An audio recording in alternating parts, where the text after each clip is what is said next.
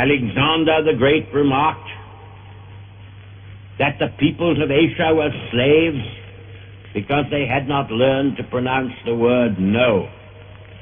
Let that not be the epitaph of the English-speaking peoples, or of parliamentary democracy, or of France, or of the many surviving liberal states of Europe.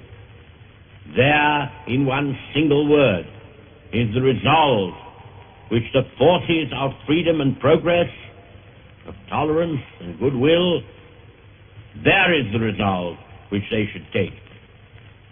It is not in the power of one nation, however formidably armed.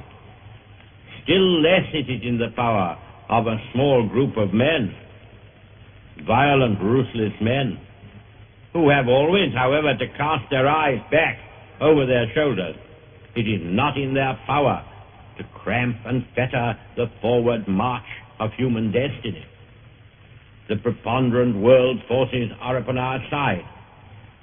They have but to be combined to be obeyed.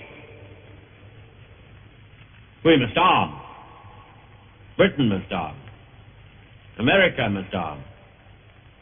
We shall no doubt arm. Britain, casting away the habits of centuries, will decree national service for her citizens.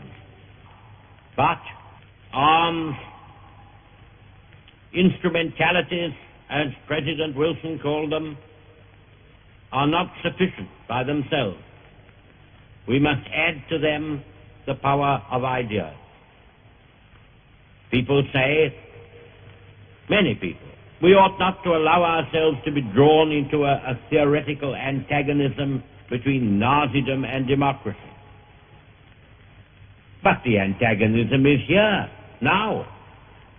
You see these dictators on their pedestal, surrounded by the bayonets of their soldiers and the truncheons of their police. They are afraid of words and thoughts, words spoken abroad, thoughts stirring at home, all the more powerful because forbidden. These terrify them. A little mouse, a little tiny mouse of thought appears in the room, and even the mightiest potentates are thrown into panic. They make frantic efforts to bar out thoughts and words. They're afraid of the workings of the human mind. A state of society where men may not speak their minds, where children denounce their parents to the police, where a businessman or small shopkeeper ruins his competitor by telling tales about his private opinion.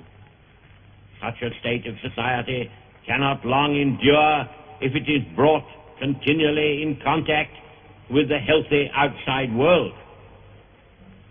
The light of civilized progress, with its tolerances and cooperation, with its dignities and joys, has often been blotted out. But I hold the belief that we have now at last got far enough ahead of barbarism to control it and to avert it, if only we realize what is afoot and make up our minds in good time. Is this a call to war? Does anyone pretend that preparations for resistance against aggression amounts to the unleashing of war? I declare it to be the sole guarantee of peace, the finest and the surest prospect of peace.